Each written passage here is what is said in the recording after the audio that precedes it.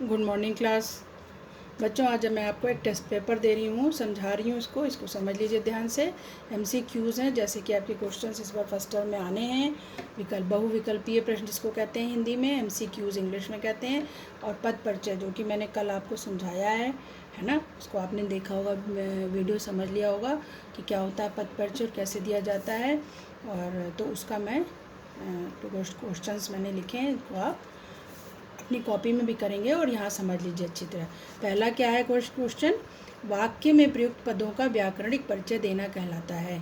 वाक्य में प्रयुक्त पदों का व्याकरणिक परिचय देना कहलाता क्या कहलाता है? व्याकरणिक परिचय जो हम वाक्य में प्रयुक्त पदों का देते हैं वो क्या कहता है? उनको क्या कहते हैं? उनको हम कहते हैं अर्थ। पहला ऑप्शन है अर्थ, दूसरा ऑप्शन भाव, तीसरा ऑप्शन है पद परिचय। तो हम पद परिचय कहते हैं, ये तो आप जानते ही हो। ठीक है, ये क्लियर ही होगा कि वाक्य में प्रयुक्त पदों का व्याकरणिक परिचय पद परिचय कहलाता है। ये इसकी डेफिनेशन में ही है। दूसरा क्वेश्चन है पद कहते हैं। पद किसको कहते हैं? पद कहते हैं, इसके आगे जगह खाली, किसको कहते हैं? वर्णों को कहते हैं, शब्द को कहते हैं, या वाक्य में प्रयुक्त शब्दों को कहते हैं। कल आपको समझाया गया अच्छी तरह से, विस्तृत तरीके से। वर्णों को तो अक्षर कहते हैं, शब्द को तो शब्द ही कहते हैं। अगर हम खाली एक शब्द ले रहे हैं तो वो शब्द है, लेकिन जब हम वाक्य में शब्दों को प्रयोग कर लेते हैं तो वो शब्द क्या बन जाते हैं? पद बन जाते हैं। तो पद किसको कहते हैं? वाक्य में प्रयुक्त शब्दों को हम पद कहते हैं। तीसरा ऑप्शन सही है। फिर आता है आपका प्रश्न नंबर 3। इसको देखिए, निखिल ने 10वीं कक्षा की परीक्षा दी है। क्या है वाक्य? निखिल ने 10वीं कक्षा की परीक्षा दी है। रेखांकित पद का परिचय है। अब ये आपका जो रेखांकित पद क्या है, इसमें 10वीं, ठीक है, इसका आपको पद परिचय देना है। तो ये पद जो है आपका 10वीं, ये क्या है? ये देखिए, अब हम लाइन से सारे ऑप्शन पढ़ेंगे, देखेंगे कौन सा सही है, और जो सही है उसको राइट करेंगे। ठीक है, संख्यावाचक विशेषण, ये तो ठीक है, चलो ये संख्यावाचक है, विशेषण भी है ये, क्योंकि कक्षा की विशेषता बता रहा है, कक्षा विशेष है ना। और इसकी क्या विशेषता है कि 10वीं है, तो ये संख्यावाचक विशेषण, ये तो सही है। स्त्रीलिंग है, ये भी सही है, क्योंकि कक्षा स्त्रीलिंग में ही आता है। बहुवचन नहीं है ये, ठीक है, बहुवचन नहीं माना जाएगा। कक्षा का की विशेषता, ये तो सही है, लेकिन बहुवचन गलत है, इसलिए हम इसको नहीं मानेंगे सही। दूसरा ऑप्शन है संख्यावाचक विशेषण, ये तो ठीक है। स्त्रीलिंग है, ये भी ठीक है, ये भी बहुवचन दे दिया, ठीक। कक्षा की, ये भी यही सेम चीज़ आ गई। गा में क्या है? संख्यावाचक विशेषण सही है, स्त्रीलिंग है सही है, एक वचन आ गया, ठीक है। 10वीं जो है हम एक वचन में मानेंगे। और कक्षा विशेष है, उसकी विशेषता बता रहा है ये, कक्षा विशेष का विशेषण है, कक्षा जो विशेष है इसका ये विशेषण है। और क्रम सूचक है, क्रम सूचक ये लिखा हुआ है। कौन सा संख्यावाचक विशेषण है? क्रम सूचक। क्रम सूचक माने क्या होता है? जो क्रम बताता हो, जैसे पहली, दूसरी, तीसरी, चौथी, पाँचवीं, ये क्रम है, एक क्रम में चल रहा है। तो हमारा ये 10वीं जो है ये क्रम में है, तो इसलिए इसको क्रम सूचक कक्षा संख्यावाचक विशेषण है। ओके। अब क्वेश्चन नंबर 4 आपका क्या है? देखिए, लंका का राजा रावण था।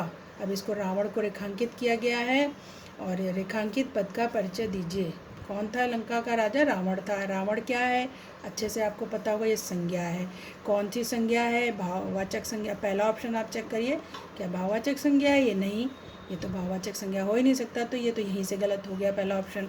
दूसरा है व्यक्तिवाचक संज्ञा, ये तो ठीक है, व्यक्तिवाचक संज्ञा है ये। स्त्रीलिंग, अब स्त्रीलिंग तो नहीं है रावण, तो यही यहाँ से गलत हो गया, तो अब दूसरा ऑप्शन भी गलत है। तीसरा आप चेक करते हैं, व्यक्तिवाचक संज्ञा ठीक है, और एक वचन है, ये भी ठीक है, और पुल्लिंग है, ठीक। तो ये हमारा ऑप्शन तीसरा वाला सही है। इस तरह से हम ऑप्शंस चेक करते हैं। क्वेश्चन नंबर 5 है, बाजार से कुछ तो लाओ। अब हमको किसका पद परिचय देना? कुछ का, ठीक है। तो पहला है अनिश्चयवाचक सर्वनाम। कुछ क्या है? सर्वनाम है। कौन सा सर्वनाम है? अनिश्चयवाचक, ठीक है, ये तो ठीक है। पुल्लिंग है ना, पुल्लिंग हम नहीं मानते इसको, क्योंकि ये एक वचन में आएगा। कुछ तो लाओ, कोई मतलब कुछ मतलब एक चीज़ के लिए कहा जा रहा है।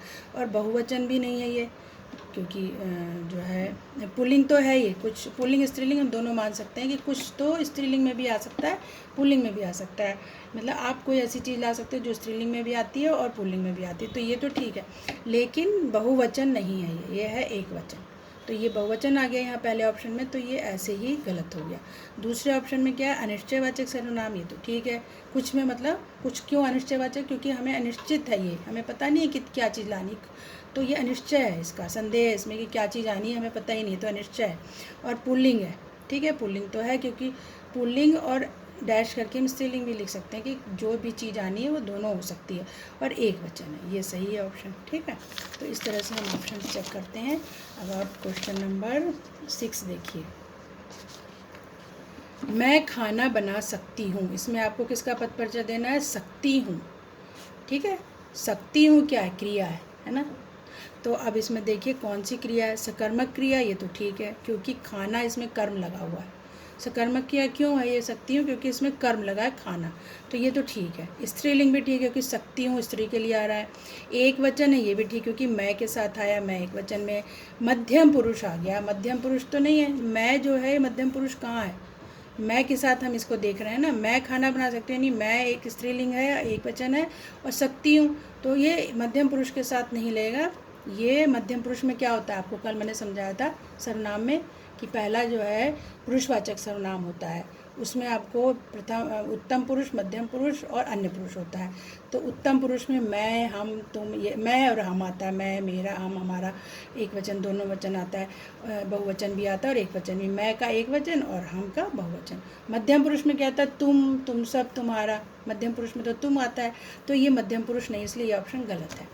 दूसरा क्या? सकर्मक क्रिया, ये भी सही है, स्त्रीलिंग भी सही है, और बहुवचन गलत हो गया। ये तो स्त्रीलिंग, अरे सकती हूँ एक वचन में आ रहा है, तो ये गलत हो गया, और अन्य पुरुष भी गलत है।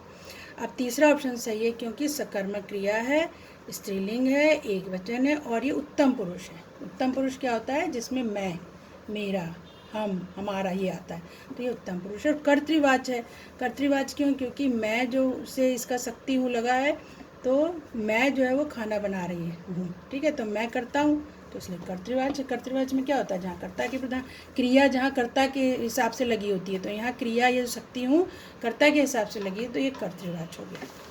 अब क्वेश्चन नंबर 7 है, हम कक्षा 10 में पढ़ते हैं।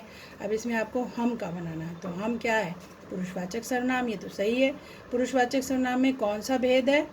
उत्तम पुरुष है, ये उत्तम पुरुष लिखा, उत्तम पुरुष ठीक है, ये भी सही है। भेद, भेद सही है। कर्ता कारक है, क्यों है? क्योंकि हम जो है पढ़ते हैं, हम काम कर रहे हैं, इसलिए हम करता है, इसलिए सही है। और बहुवचन भी है क्योंकि मैं, उत्तम पुरुष में मैं और हम बहुवचन में होता है, बहुत सारे लोग हो गए। और पुल्लिंग स्त्रीलिंग दोनों लगा, क्यों लगा है ऑब्लिक करके? क्योंकि हम कक्षा 10 में पढ़ते हैं, तो हम में गर्ल्स भी आती हैं, बॉयज़ भी आते हैं, तो हम में सारे आ जाएंगे, इसलिए इस तरह से भी ऑप्शन हम सही कर सकते हैं। ये ऑप्शन भी लिख सकते हैं इस तरह से भी।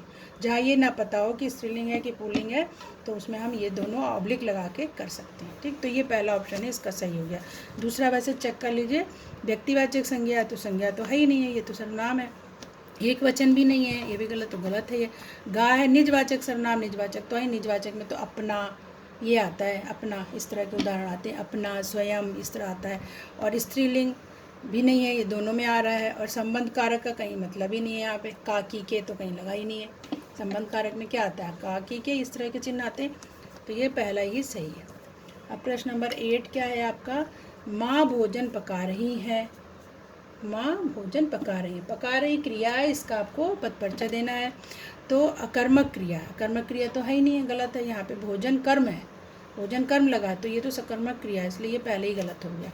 दूसरा है सकर्मक क्रिया, तो ये सही है, एक वचन है क्योंकि माँ एक है, तो एक वचन हो गया। स्त्रीलिंग है क्योंकि माँ स्त्रीलिंग में है। वर्तमान काल है भी लिखा गया है क्योंकि पका रही हैं, ये वर्तमान में ही वो पका रहे हैं, उनका कार्य वर्तमान काल में हो रहा है, इसलिए वर्तमान काल लिखा गया, तो ये ऑप्शन है इसका सही है।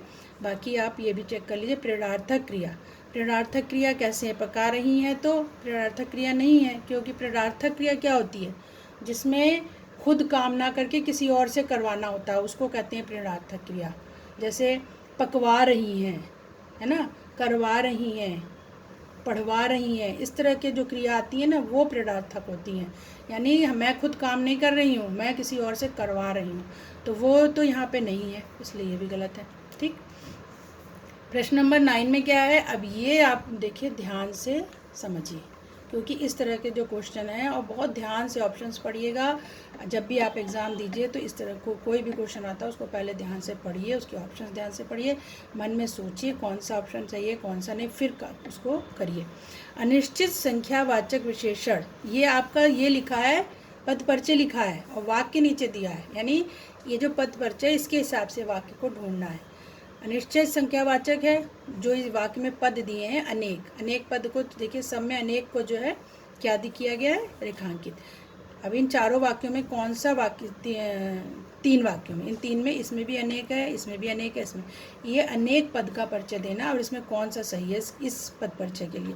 अनिश्चित संख्यावाचक विशेषण है, उसमें पुल्लिंग है, बहुवचन है और चित्र विशेष का विशेषण है वो।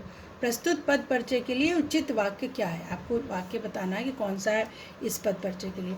तो पहला वाक्य आप देखिए, इस पुस्तक में अनेक चित्र हैं। वैसे तो सही यही है, क्योंकि चित्र जो है आपका क्या बताया, देखिए चित्र विशेष का विशेषण, चित्र उसमें विशेष है, ठीक है, और विशेषण अनेक लगा हुआ, ठीक है, अनेक विशेषण है चित्र का। और अनिश्चित संख्यावाचक भी है, क्योंकि हमें ये नहीं पता कितने हैं, अनेक हैं। संख्यावाचक मतलब कि गिनती नहीं पता हमें, विशेषण है ये, ठीक है। और पुल्लिंग है, चित्र पुल्लिंग में आता है हमेशा, चित्र बड़ा है, चित्र छोटा है, इस तरह से अगर आप बात करते हो चित्र पुल्लिंग में आता है ना। तो और अनेक मतलब अनेक बहुवचन के लिए यूज़ होता है, एक वचन के लिए, तो बहुवचन। तो वैसे तो ऑप्शन सही है पहला, पर हम इसको चेक कर लेते हैं। भारत में अनेक धर्म चित्रित हैं, तो यहाँ तो पहले गलत हो गया, क्योंकि धर्म का विशेषण बता रहा है अनेक। अनेक जो यहाँ धर्म का विशेषण है और हमको क्या बताया गया, चित्र विशेष है, तो यहाँ तो धर्म विशेष हो गया, तो ये गलत हो गया। अनेक विद्यार्थी परीक्षा देने का, यहाँ ये अनेक शब्द विद्यार्थी, अनेक जो पद है ये विद्यार्थी का विशेषण बता रहा है, तो यहाँ तो विशेष विद्यार्थी हो गया, तो ये भी गलत हो गया। ये ऑप्शन हमारा पहला सही है, क्योंकि यहाँ चित्र जो है विशेष है। अब प्रश्न नंबर 10 आता है, हम पेड़ के नीचे बैठे हैं, पद परिचय दीजिए।